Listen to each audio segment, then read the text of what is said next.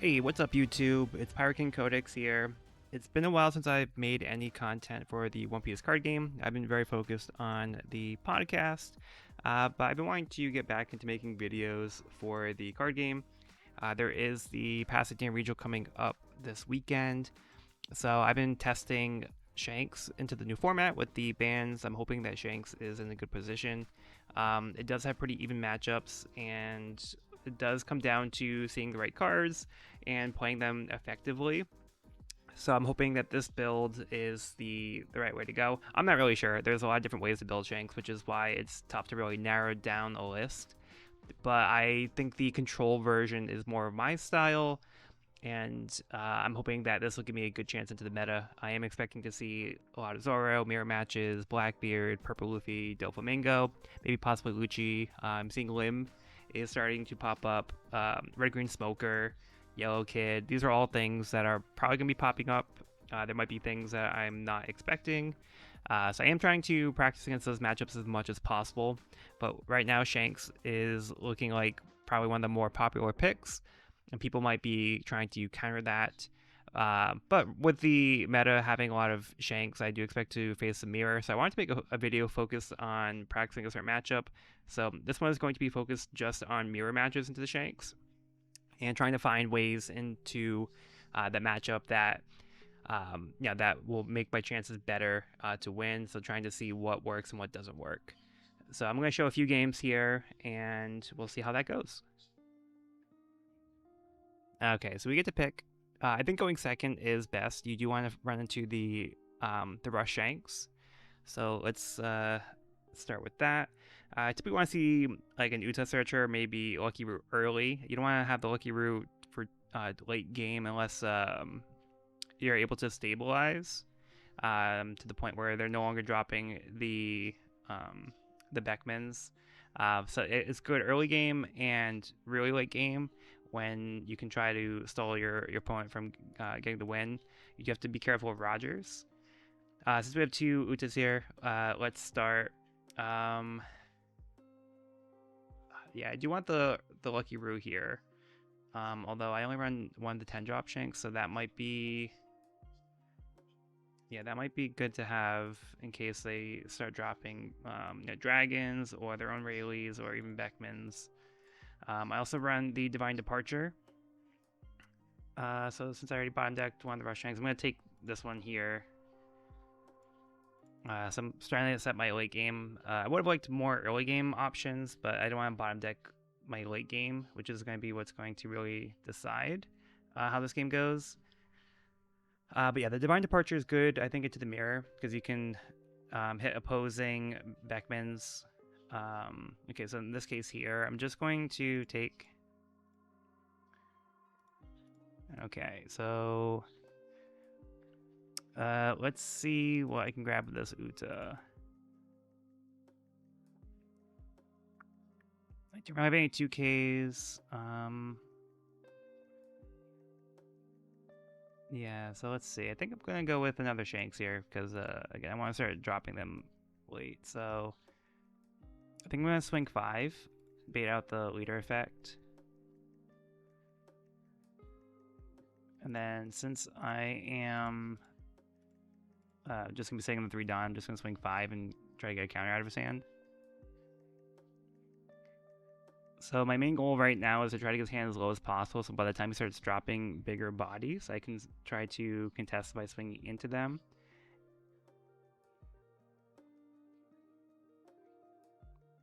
So I actually think it might be a little bit better to take some life early on, so that way you can protect your bodies, so that way they can't clear them as easily. Because at the end of the game, when both people are swinging their 10 drops, it's going to be hard to keep them alive if you don't have enough counter.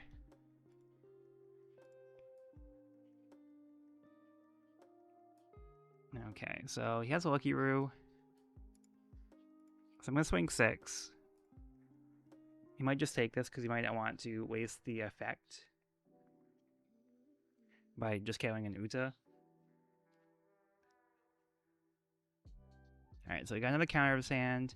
And then I'm just going to drop a Yasop to make my leader 6. So you could Beckman to KO the Asap. The Asap's not really too pivotal.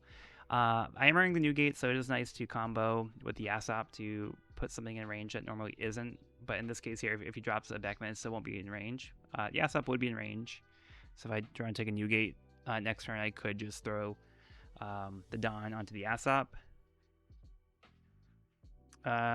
Since he is not going to be able to attack again, I can counter out of this with only one 2K. Again, I'm not really doing too well on 2Ks, but yeah, this is just one card out of hand, so I think that's fine here. All right. I could see if I can grab a Beckman.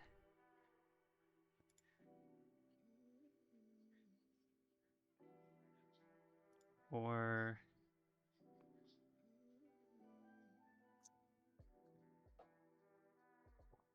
I could play the Rayleigh to get the 8-drop on the board, since I'm not swinging into his leader anyway.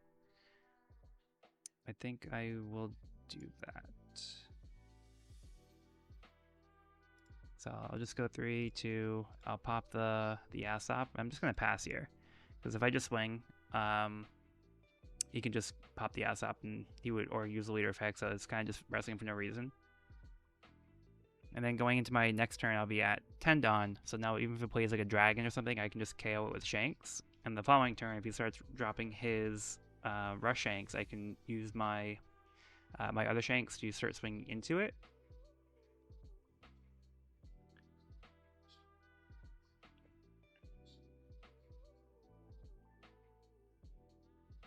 Okay, so that's fine.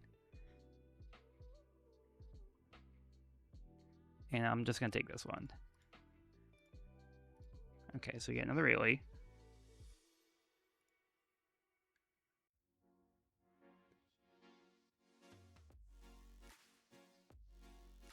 At this point, I'm going to drop my Shanks to sort of make his future turns less impactful. And if he tries to swing into it, I have enough counter to protect it. And then here, just have him waste the leader effect.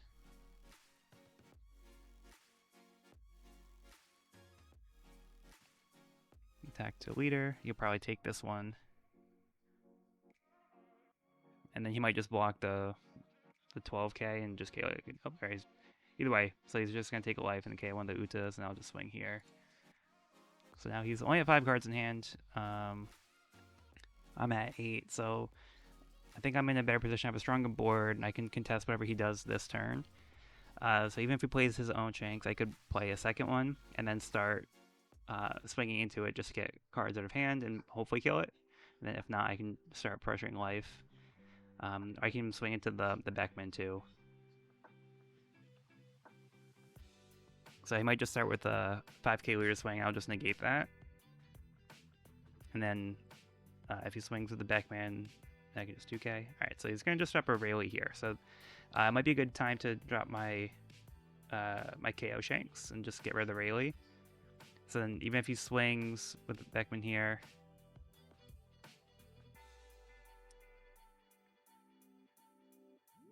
I think I'm going to use 2k.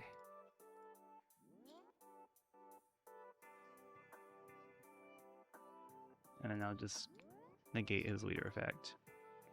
He has 2 up, so he could be holding up for a Red Hawk. It could be a bluff. So right now my Shanks is a 9, Rayleigh is a 6, his Beckman's also a 6. I'm going to swing 5 and bait out the leader ability. Now, he could have taken it just to have more counter power, but he probably thinks I'm going to drop another 10-drop here and swing into him. But this makes it easier, so now I can try to bait out more cards out of hand.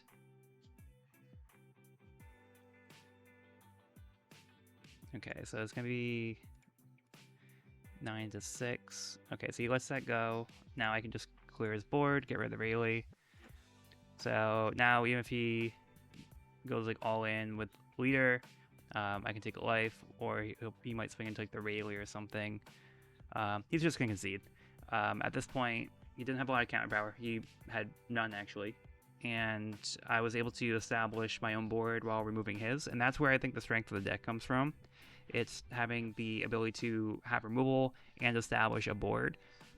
Sometimes the numbers don't always work out that well, so sometimes you can try to manipulate it. There's some tools in here. I'm not running the building snakes, which would help with that, but I already have enough non-counter cards in the deck, and I don't want to go too crazy with it. I'm already trying to offset with that with the Bad Manners Kit course, but I'm hoping that this build works out. So I'm testing this one still. I'm still kind of like in the early phase. I just decided to make some changes to the deck yesterday, and we'll see how that goes. But let's get another one going here. Okay, so our opponent is choosing. He's likely... Oh, right, he chose to go first, which is a little odd. I think I'm going to keep this one with the Uta, and then I have decent 2Ks, and I'm hoping I can draw into some of my late game threats as the game goes on. Okay, perfect. So we draw the Lucky Roo, and now I can start focusing on grabbing my late game. I'm going to grab the one of the Shanks. Unfortunate that 2 of the Bad Manners are down, but it is what it is. Probably not going to see the bottom of the deck again, but just in case.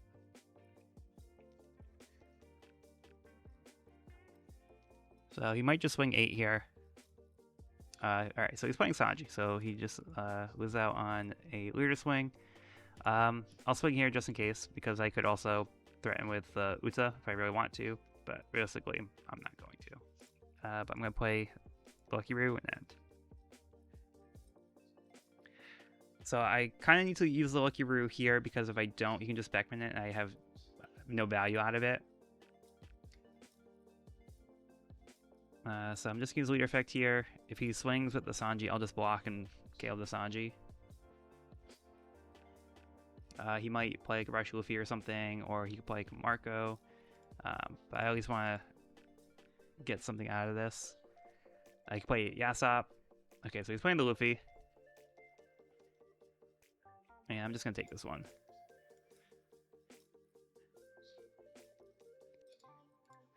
I don't really have too much to work with because of the Luffy on board. The Yasop doesn't really become too optimal. So I think I'm just going to go all in and get rid of this Luffy. If he decides to save it, it's going to be a lot of counterpower out of hand early on, which is not really where he wants to be, so he's probably going to have to let it go. Okay, now next turn, I mean, if he plays Beckman, like, his best thing is KOing the Uta, which is kind of irrelevant here.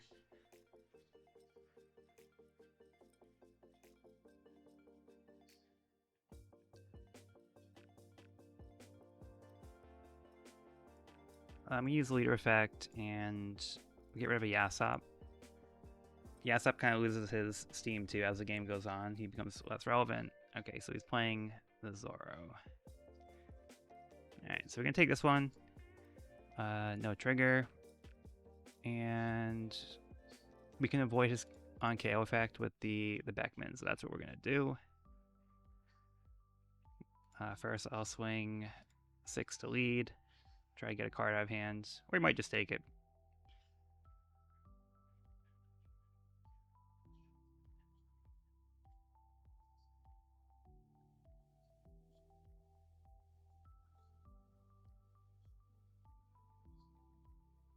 Okay, so he decides to take it. And then I'll just play the Beckman so we can avoid the on KO, get rid of the Zoro.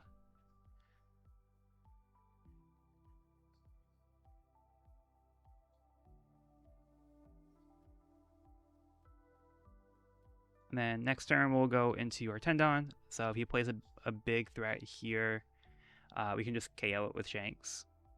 If he doesn't, then we can just drop the Red Shanks and start to diminish the value on his future turns. So the earlier these come down, the better.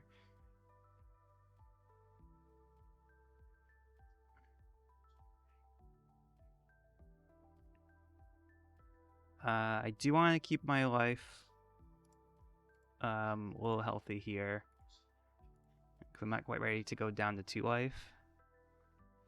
Okay, so he's going to play Dragon. Alright, so I am going to have to take the life here, which is why I counted the last one, because that would put me down to 1. But now I can start swinging to leader. You can just use the leader effect. I'll just get that out. Swing with Beckman. He might just counter that one.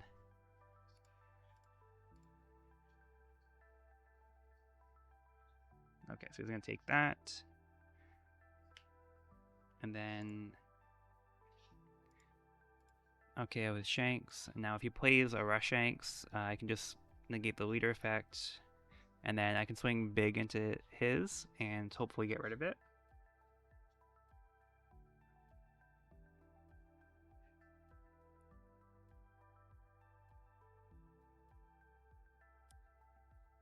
Okay, so he's playing the Shanks. He might swing into the Beckman. Alright, so I'll do this to save a card. If he swings into the Beckman, I'll just let it go.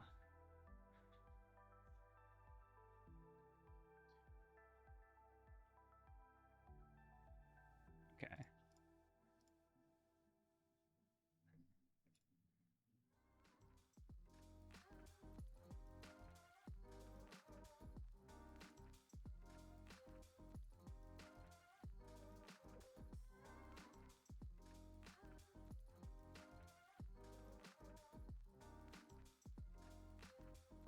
So we're just going to swing 21.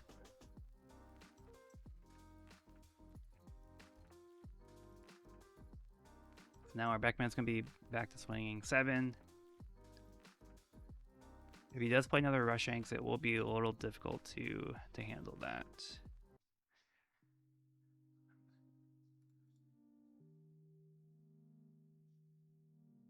But if he does, then I can use leader effect, and then I would counter out of that second attack, so he got down to 0 life. Okay, my opponent's taking a little time here. So if you see the timer jump, I may have cut this down. Okay, so he's playing the Rush Luffy, which is easy to counter out of here. So I'll use a 0 cost event, and we can get rid of the Rayleigh.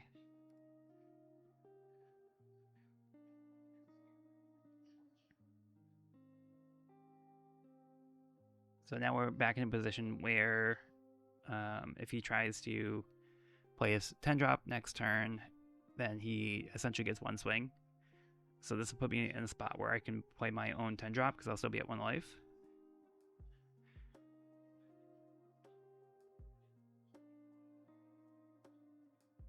Okay, he's just going to concede. I would have liked to play that out. But I think he realized if I played a 10 drop, then I can just clear his threats and then his cards become less effective.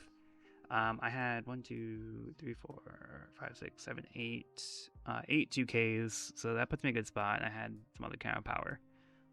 So realistically, whatever he did, I think I would be able to counter out of. But looking at his list, it's actually a little different because I'm seeing he has a Monet and he has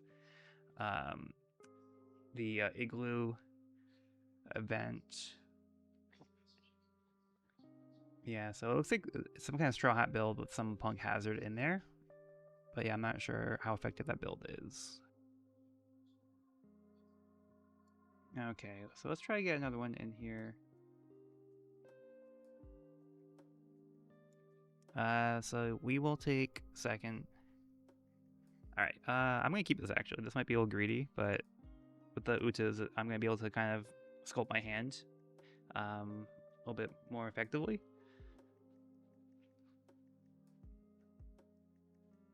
Okay, so he grabs a Lucky Roo.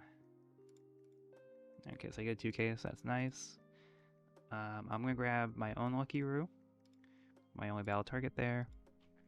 And then I'll grab another 10 drop Shanks. So I bottom deck 2 Bad Manners, so I'm probably not going to be able to rely on that. I might see the third one, but we'll see how that goes. He's just going to swing 8. I'll just take. I'll swing 5 just to see if he decides to counter, take it. He might use the effect. Okay, and then I'll just play Lucky Roo.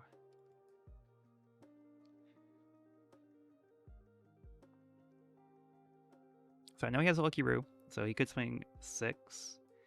to try to get a card out of my hand and then play the Lucky Roo, or I could play like a Yasop and swing 6, and then I can just 2k. Or I could block and then KO the Yasop. He might play like a Marco if he doesn't attach. Maybe he's thinking about attaching, and then he's gonna play the Lucky Roo. Okay, so he's swinging first. I think I'll take that one. Okay, so now he's playing the Lucky Roo. I will swing 6 with the Lucky Roo. See if he decides to block and KO mine. If he uses the leader effect, then I'll just swing 5k, and I'll play the Uta and then play my own Lucky Roo.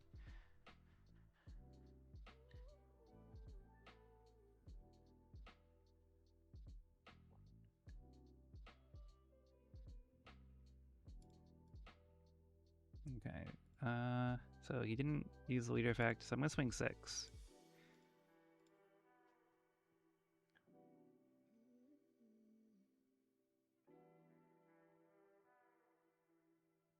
Okay, so now he decides to block. He's gonna KO mine. I'll just pop the Uta, and I'll just play another Lucky Roo.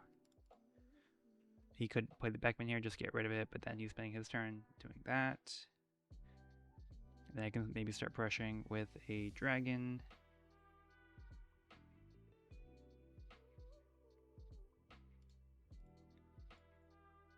No point in blocking that if he doesn't play the Beckman, but he's probably gonna play the Beckman. Okay, so there we go.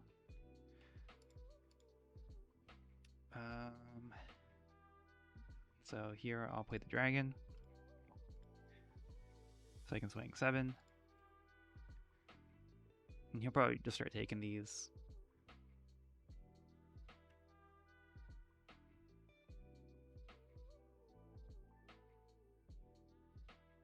Okay, so he's gonna get a card in hand, which is actually probably better for me because I want him to be low. Okay, so now he's at 9. He could play his own dragon, and he can try to pressure my life.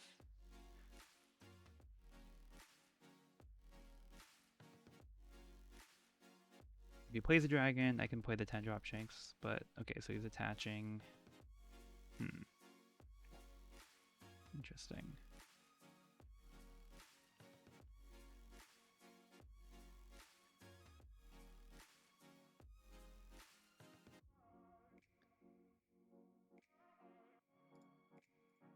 I'm gonna take this in case he decides to swing into the dragon. I don't want to quite lose it yet. Okay, so he's attacking here. I can just go 2k.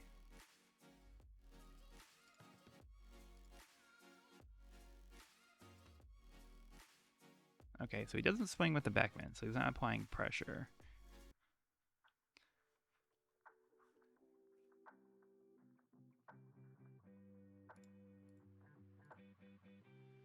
Swing 5, see if he uses effect or takes it.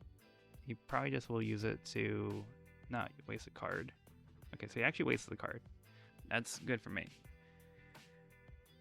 Then I will pop the Beckman. I'll just swing at the Luffy. He hasn't used leader effect, so he'll still have to give me 2 cards, even if he does use the leader effect.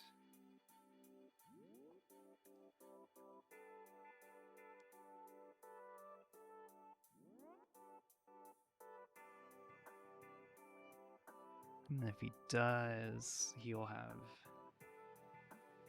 Okay, he's using 3 cards. Okay, so he has 1 card in hand. So now at this point, if I can protect up to 1 life, I should be okay. Even if he drops a 10 drop, then I can still counter out of the leader and the Luffy swing, and then I can just KO his 10 drop back. Okay, but he plays the KO Shanks. which does actually complicate things a little bit more.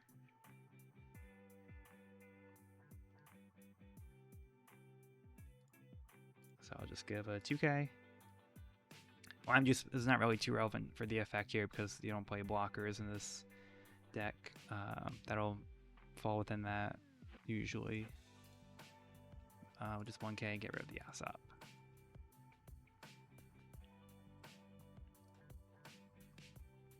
Okay, so now I can start to develop my Red Shanks. He's probably just use leader effect.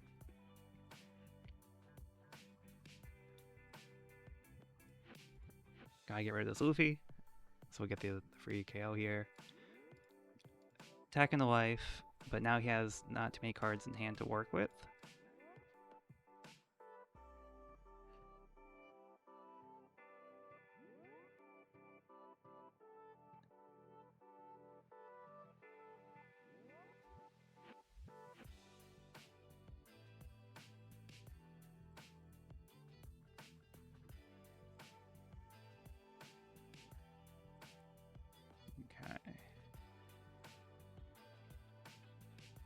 So he's trying to swing big. 17. So I have 1, 2, 3, 4, 5. So if I use leader effect, I can get him down to 16. So 14, 15, 16, 17. I can save it, but that'll be all of my counter.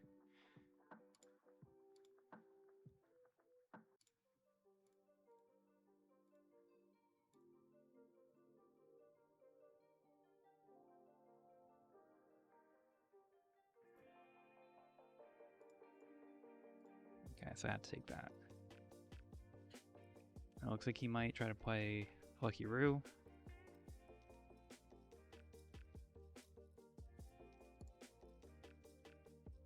Okay, I got my own Lucky Roo.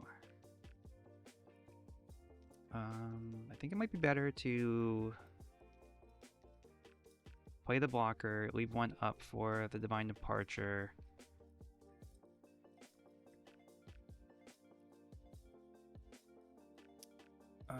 So if I swing 5 over,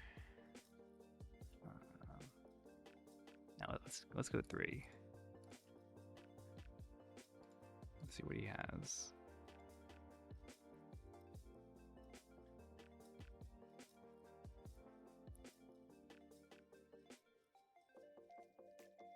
Let's see if he blocks.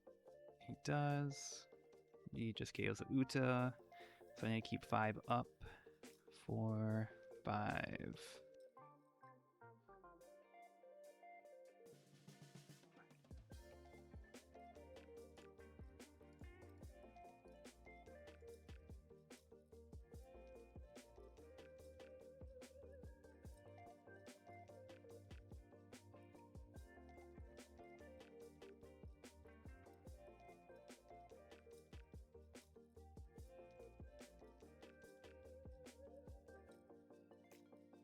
Yeah, I probably should have gone one more. Even if I lost the leader swing, it's not that big of a deal.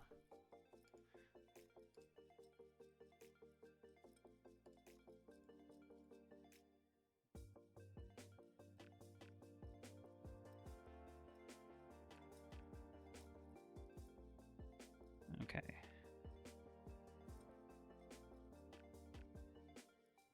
So even if he has a way to deal with the Lucky Roo, he'd have to invest the Dawn, and that means I'm more likely to be able to counter.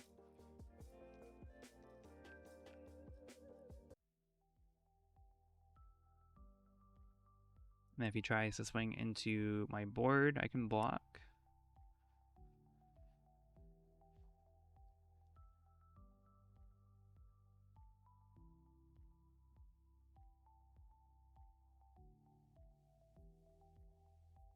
Okay, so he's playing the dragon.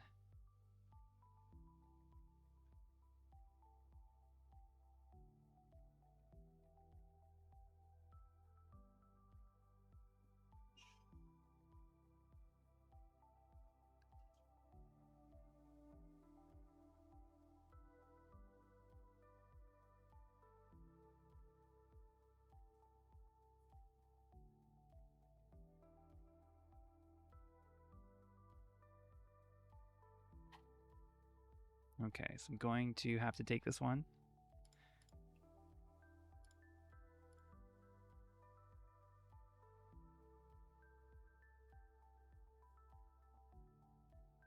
And I can counter and use Divine Departure. And then if he swings, I can just block.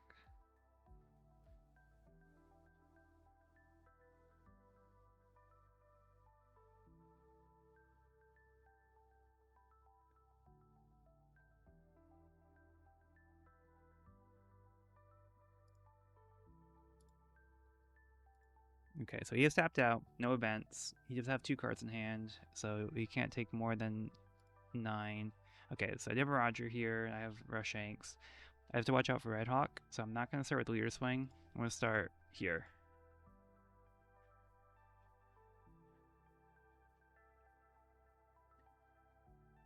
Okay, so this isn't a Red Hawk, so now I get to swing.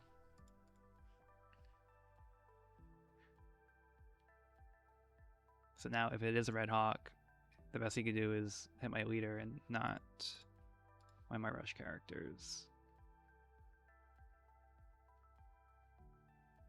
So just for good measure, I'll swing 5 and then I'll just play the Roger.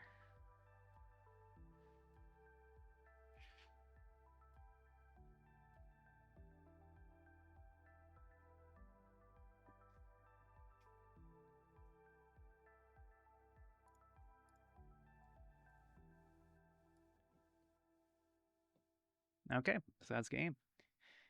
He did have 2 2Ks in hand. It looks like maybe the last card was a 2K, so he couldn't have stopped a 9K. But to be on the safe side, I had to play around the Red Hawk trigger. Yeah, so that's pretty much my approach to the mirror match. Hopefully this video was helpful. I'm going to continue testing and see how it goes this weekend.